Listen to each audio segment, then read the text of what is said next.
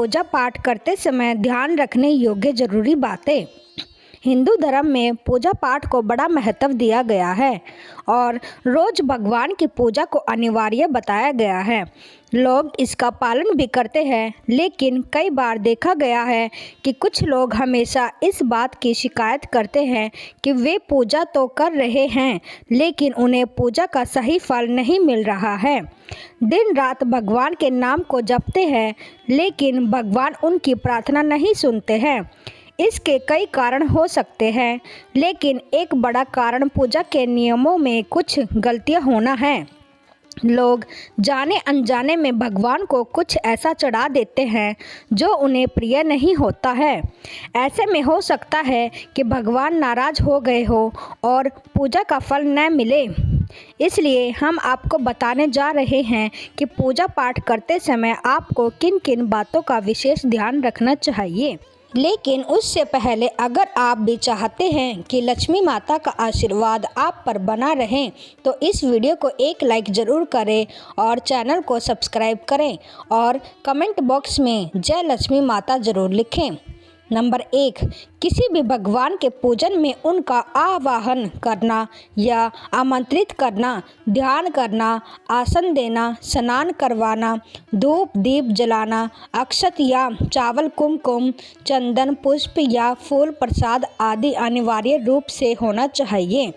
Number 2, पूजन में पान का पत्ता भी रखना चाहिए। ध्यान रखें, पान के पत्ते के साथ इलायची, लौंग, गुलकंद आदि भी चढ़ाना चाहिए। पूरा बना हुआ पान चढ़ाएंगे तो श्रेष्ठ होगा। नंबर 3, देवी देवताओं को हार, फूल, पत्तियां आदि अर्पित करने से पहले एक बार साफ पानी से अवश्य धो लेना चाहिए। नंबर 4, सभी प्रकार की पूजा में चावल विशेष रूप से चढ़ाए जाते हैं। पूजन के लिए ऐसे चावल का उपयोग करना चाहिए जो अखंडित हो, यानी टूटे हुए ना हो। चावल चढ़ाने से पहले इन्हें हल्दी पीला करना बहुत शुभ माना गया है। इसके लिए थोड़े से पानी में हल्दी घोल ले और उस घोल में चावल को डुबोकर पीला किया जा सकता है।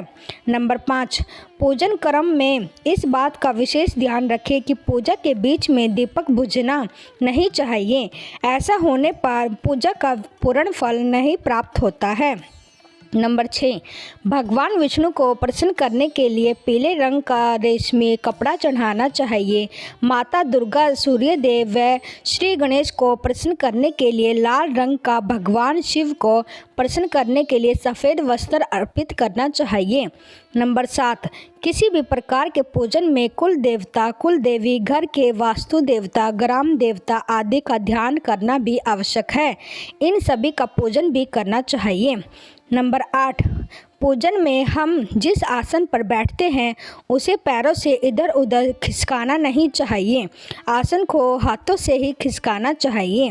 नंबर 9, यदि आप प्रतिदिन घी का एक दीपक भी घर में जलाएंगे तो घर के कई वास्तु दोष भी दूर हो जाएंगे। नंबर 10, सूर्य, गणेश, दुर्गा, शिव और विष्णु ये पंचदेव कहलाते हैं। इनकी पूजा सभी कार्यों में अनिवार्य रूप से की जानी चाहिए। प्रतिदिन पूजन करते समय इन पंचदेव का ध्यान करना चाहिए। इससे लक्ष्मी माता और समृद्धि प्राप्त होती है। नंबर 11, तुलसी के पत्तों को 11 दिनों तक बासी नहीं माना जाता है। इसकी पत्तियों में हर रोज जल छिड़क कर पुण्य भगवान को अर्पित किया जा सकता है। तुलसी के पत्तों को बिना स्नान किए नहीं तोड़ना चाहिए। शास्त्रों के अनुसार यदि कोई व्यक्ति बिना नहाए ही तुलसी के पत्तों को तोड़ता है तो पूजन में ऐसे पत्ते भगवान द्वारा स्वीकार नहीं किए जाते हैं। नंबर 12, दीपक हमेशा भगवान की प्रतिमा के ठीक सामने ही लगाना चाहिए। कभी कभी भगवान की प्रतिमा के सामने दीपक न लगाकर इधर उधर लगा दिया जाता है, जबकि यह सही नहीं है। नंबर 13, घी के दीपक के लिए सफ़ेद रुई की बत्ती का प्रयोग करना चाहिए, जबकि तेल के दीपक के लिए लाल धागे की बत्ती श्रेष्ठ बताई गई है। नंबर 14, पूजन में कभी भी खंडित दीपक नहीं जलाना चाहिए। धार्मिक कार्यों में खंडित सामग्री शुभ नहीं मानी जाती है। नंबर 15, शिवजी को बेल पत्तर अवश्य चढ़ाए और किसी भी पूजा में मनोकामना की सफलता के लिए अपनी इच्छा के अनुसार भगवान को दक्षिणा अवश्य चढ़ानी चाहिए, दान करना चाहिए। दक्षिणा अर्पित करते समय अपने दोषों को छोड़ने का संकल्प लेना चाहिए। दोषों को जल्दी से जल्दी छोड़ने पर मनोकामनाएं अवश्य पूर्ण होगी। नंबर 16, भगवान सूर्य की 7, श्री गणेश की 3, विष्णु की 4 और शिवजी की 1 या 2 परिक्रमा अवश्य करनी चाहिए। नंबर 17, घर में या मंदिर में जब भी कोई विशेष पूजा करे तो अपने इष्ट देव के साथ ही स्वस्तिक, कलश, नवग्रह देवता, पंच, लोकपाल, पोषण, मातृका, स्पत, मातृका पूजन भी अनिवार्य रूप से किया जाना चाहिए। इन सभी की पूरी जानकारी किसी ब्राह्मण से प्राप्त की जा सकती है। विशेष पूजन पंडित की मदद से ही करवानी चाहिए ताकि पूजा विधिवत हो सके। नंबर 18, घर में पूजा स्थल के ऊपर कोई कबाड़ या भारी चीज न रखें। नंबर 19, भगवान शिव को हल्दी नहीं चढ़ाना चाहिए और न ही शंख से जल चढ़ाना चाहिए। नंबर 20, पूजन स्थल पर पवित्रता का ध्यान रखें। चप्पल पहनकर कोई मंदिर तक नहीं जाना चाहिए। चमड़े का बेल्ट या पर्स अपने पास रखकर पूजा न करें। पूजन स्थल पर कचरा इत्यादि न जमा हो पाए। नंबर 21, मंदिर में लगे सूखे हार फूल हटा देने चाहिए। नंबर 22, हमेशा भगवान श्री गणेश की आराधना से पूजा आरंभ करें। श्री गणेश को तुलसी दल चढ़ाने से बचें। भगवान गणेश को तुलसी दल चढ़ाने से दोष लगता है। नंबर 23, शिव शंभू को कभी भी केतकी का फूल नहीं चढ़ाना चाहिए। पौराणिक कथाओं के अनुसार भगवान शिव ने केतकी को श्राप दिया था, इसलिए भगवान शिव को यह फूल नहीं चढ़ाना चाहिए, वरना भक्तों के काम बिगड़ सकते हैं। नंबर 24, भगवान की प्रतिमा को स्नान करवाते वक्त सिर्फ उंगलियों का प्रयोग करें। भगवान को स्नान करवाते समय कभी भी अंगूठे का इस्तेमाल नहीं करना चाहिए। ऐसा करने से भगवान अप्रसन्न होते हैं और घर में विपत्ति आती है। नंबर 25, दीपक को कभी भी जमीन पर रख कर न जलाएं। ऐसा करने से धन की बर्बादी होती है और घर में अशुभता आती है। नंबर 26, पूजा के वक्त अगरबत्ती का प्रयोग न करें। ऐसा इसलिए क्योंकि इसे बांस की लकड़ियों के साथ बनाया जाता है और बांस की लकड़ियों का प्रयोग अंतिम संस्कार में किया जाता है, इसलिए इसे अशुभ माना गया है। नंबर 27, रविवार के दिन तुलसी के पत्ते तोड़ने से बचें। मान्यताओं के अनुसार रविवार के दिन तुलसी के पत्ते तोड़ने से भगवान विष्णु अप्रसन्न होते हैं। नंबर 28, भगवान शालिग्राम को कभी भी चावल अर्पित नहीं करना चाहिए। वास्तुशास्त्र के अनुसार ऐसा करने से दोष लगता है। नंबर 29, पूजा में गंदे कपड़े पहनकर न बैठें। कभी भी गंदे कपड़े पहनकर पूजा नहीं करनी चाहिए। मान्यताओं के अनुसार ऐसा करने से घर में गरीबी आती है। नंबर 30, पूजा के दौरान मन को पवित्र रखें। कभी भी पूजा करते समय मन को दूषित नहीं रखना चाहिए। कहा जाता है कि पूजा के दौरान मन में बुरे ख्याल रखने से पूजा का फल प्राप्त नहीं होता है। नंबर 31, पूजा में इस्तेमाल किए गए फूल अगर सूख जाए तो उन्हें कभी भी फेंके नहीं। सूखे हुए फूलों को किसी पवित्र नदी में प्रवाहित कर देना चाहिए। नंबर 32, शास्त्रों के अनुसार देवी देवताओं का पूजन दिन में 5 बार करना चाहिए। सुबह 5 से 6 बजे तक ब्रह्म मुहूर्त में पूजन और आरती होनी चाहिए। इसके बाद प्रातः 9 से 10 बजे तक दूसरी बार का पूजन, दोपहर में तीसरी बार का पूजन करना चाहिए। इस पूजन के बाद भगवान को शयन करवाना चाहिए। शाम के समय 4-5 बजे पुनर्पूजन और आरती। रात को 8-9 बजे शयन आरती करनी चाहिए। जिन घरों में नियमित रूप से 5 बार पूजन किया जाता है वहाँ सभी देवताओं का वास होता है और ऐसे घरों में धन धान्य की कोई कमी नहीं रहती है। नंबर 33, प्लास्टिक की बोतल में या किसी अपवित्र धातु के बर्तन में गंगा जल नहीं रखना चाहिए। अपवित्र धातु जैसे एल्यूमीनियम और लोहे से बने बर्तन में गंगा जल नहीं रखा जाना चाहिए। गंगा जल तांबे के बर्तन में ही रखना शुभ होता है। नंबर 34, स्त्रियों को और अपवित्र अवस्था में पुरुषों को शंख नहीं बजाना चाहिए। यह इस नियम का पालन नहीं किया जाता है। जहाँ शंख बजाया जाता है वहाँ से देवी लक्ष्मी माता चली जाती है। नंबर 35, मंदिर और देवी देवताओं की मूर्ति के सामने कभी भी पीठ दिखाकर नहीं बैठना चाहिए। नंबर 36, किसी भी पूजा में मनोकामना की सफलता के लिए दक्षिणा अवश्य चढ़ानी चाहिए। दक्षिणा अर्पित करते समय अपने दोषों को छोड़ने का संकल्प लेना चाहिए। दोषों को जल्दी से जल्दी छोड़ने पर मनोकामनाएं अवश्य पूर्ण होगी। नंबर 37, आमतौर पर फूलों को हाथों में रखकर हाथों से भगवान को अर्पित किया जाता है। ऐसा नहीं करना चाहिए। फूल चढ़ाने के लिए फूलों को किसी पवित्र पात्र में रखना चाहिए और इसी पात्र में से लेकर देवी देवताओं को अर्पित करना चाहिए। नंबर 38, हमेशा इस बात का ध्यान रखें कि कभी भी दीपक से दीपक नहीं जलाना चाहिए।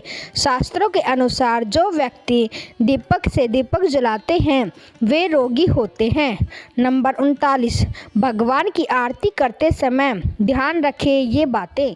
भगवान के चरणों की 4 बार आरती करें, नाभि की 2 बार और मुख की 1 या 3 बार आरती करें। इस प्रकार भगवान के समस्त अंगों की कम से कम 7 बार आरती करनी चाहिए। नंबर 40, अपने मंदिर में सिर्फ प्रतिष्ठित मूर्ति ही रखें। उपहार, कांच, लकड़ी एवं फाइबर की मूर्तियां न रखें एवं खंडित, जली कटी फोटो और टूटा कांच तुरंत हटा दें। शास्त्रों के अनुसार खंडित मूर्तियों की पूजा वर्जित की गई है। जो भी मूर्ति खंडित हो जाती है उसे पूजा के स्थल से हटा देना चाहिए और किसी पवित्र बहती नदी में प्रवाहित कर देना चाहिए। खंडित मूर्तियों की पूजा अशुभ मानी गई है। इस संबंध में यह बात ध्यान रखने योग्य है कि सिर्फ शिवलिंग कभी भी किसी भी अवस्था में खंडित नहीं माना जाता है। नंबर 41, मंदिर के ऊपर भगवान के वस्त्र, पुस्तकें एवं आभूषण आदि भी न रखें। मंदिर में पर्दा अति आवश्यक है। अपने पूज्य माता पिता तथा पितरों का फोटो मंदिर में कदापि न रखें। नंबर 42, कभी भी भगवान को या फिर अपने से बड़े को एक हाथ से प्रणाम नहीं करना चाहिए। इसके साथ ही यह भी ध्यान रखें कि सोए हुए व्यक्ति का चरण स्पर्श नहीं करना चाहिए। पूजा के बाद बड़ों का आशीर्वाद लेते समय ध्यान रखें कि किसी के दाएं पैर को दाएं हाथ से या बाएं पैर को बाएं हाथ से छू कर प्रणाम करें। नंबर 43, जप करते समय जीभ या होठ को नहीं हिलाना चाहिए। इसे उपांशु जप कहते हैं। इसका फल 100 गुना प्राप्त होता है। माला जप करते समय दाएं हाथ को कपड़े या गौमुखी से ढक कर रखना चाहिए। जप के बाद आसन के नीचे की भूमि को स्पर्श कर नेत्रों से लगाना चाहिए। इससे आपको जप के पूर्ण फल की प्राप्ति होती है। नंबर 44, शास्त्रों के अनुसार घर में पूजा करने का स्थान ईशान कोण में होना चाहिए। उत्तर दिशा और पूर्व दिशा के बीच का भाग ईशान कोण होता है। ईशान कोण को शुभ कार्यों के लिए सबसे उत्तम दिशा माना गया है। इस दिशा में पूजा के मंदिर को स्थापित करें। यदि किसी कारणवश ऐसा न भी कर पाए तो भूल कर भी घर के ईशान कोण में गंदगी जमा न होने दें। वह घर के इस हिस्से को सदा पवित्र रखें। ईशान कोण के अतिरिक्त पूर्व दिशा भी पूजा स्थान के लिए श्रेष्ठ मानी जाती है। इसलिए आप घर में ईशान कोण व पूर्व दिशा दोनों में से जहां भी सुविधाजनक रूप से पूजा स्थल की स्थापना कर सकें। नंबर 45, पूजा स्थल में गणेश जी की स्थापना अवश्य करें। इसके लिए एक सुपारी पर लाल धागे मौली को लपेट ले और कुमकुम से तिलक कर एक कटोरी में थोड़े चावल रखकर स्थापित करें। नंबर 46, पूजा स्थल में एक कोने में बंद पात्र में गंगा जल अवश्य रखना चाहिए। एक तांबे के छोटे से लोटे में जल को पूजा स्थल में अवश्य रखना चाहिए। प्रतिदिन इस पात्र का जल बदलना चाहिए। वह पुराने जल को पीपल के पेड़ या तुलसी के पौधे में डाल सकते हैं। नंबर 47, पूजा के स्थान में एक देव की सिर्फ एक ही प्रतिमा रखें। यदि आपके पास एक देव की एक से अधिक प्रतिमा पूजा स्थल में है तो उन्हें घर में कहीं भी दीवार आदि पर लगा सकते हैं, किंतु पूजा स्थल में एक देव की प्रतिमा होनी चाहिए। नंबर 48, घर में पूजा के स्थान पर कभी भी बड़ी मूर्तियां नहीं रखनी चाहिए। बड़ी मूर्तियों में प्राण प्रतिष्ठा होना अनिवार्य हो जाता है, इसलिए बड़ी मूर्तियां मंदिर के लिए ही उचित है। पूजा स्थल में छोटी मूर्ति रख सकते हैं। नंबर 49, पूजा करने के स्थान पर भूल कर भी अपने पितृदेव, स्वर्गीय माता पिता या गुरु की फोटो न लगाएं, उनका स्थान अलग रखें। नंबर 50, पूजा स्थल में कूड़ा कचरा न होने दें। प्रतिदिन पूजा के घर की सफाई करें। नंबर 51, अगर आपने पूजा घर में कोई मूर्ति की स्थापना की हुई है तो ध्यान दें, मूर्ति का कोई भी हिस्सा खंडित नहीं होना चाहिए। मूर्ति खंडित होने पर तुरंत उसे वहां से हटा दें। खंडित मूर्ति को बहते जल में विसर्जित कर सकते हैं। नंबर 52, पूजा के समय यदि संभव हो तो शुद्ध देसी गाय के घी का प्रयोग करें। वह भोग लगाने के लिए अग्नि में गाय के गोबर के कंडों का ही उपयोग करना चाहिए। नंबर 53, पूजा पाठ के समय दीपक कभी भी बुझना नहीं चाहिए। शास्त्रों में यह एक बड़ा अपशगुन माना गया है। नंबर 54, पूजा पाठ के समय गूगल युक्त धूपबत्ती का प्रयोग करें। गूगल घर के वातावरण को शुद्ध और घर से नकारात्मक ऊर्जा या बुरे दोष को दूर करती है। नंबर 55, रात्रि को सोते समय पूजा स्थल को लाल पर्दे द्वारा ढक दे व सुबह होने पर पर्दे को हटा दे।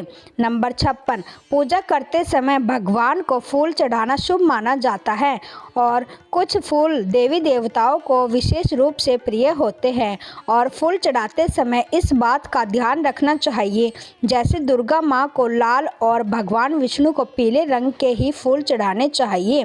पूजा में कभी भी बासी फूल नहीं चढ़ाने चाहिए, यह अशुभ माना जाता है। नंबर 57, पूजा में इस्तेमाल कलश या जल के लोटे को हमेशा ईशान कोण में रखना चाहिए। दीपक और कलश को एक दूसरे के बिल्कुल पास कभी नहीं रखें, वरना इसके दुष्प्रभाव झेलने पड़ते हैं। यह तमाम जानकारी जन रुचि को ध्यान में रख कर दी जा रही है। ज्योतिष और धर्म के उपाय और सलाहों को अपनी आस्था और विश्वास पर आजमाएं। वीडियो का उद्देश्य मात्र आपको बेहतर सलाह देना है। इस वीडियो में हम किसी प्रकार का कोई दावा नहीं करते हैं। दोस्तों, वीडियो अच्छी लगी हो तो एक लाइक और सब्सक्राइब जरूर करें।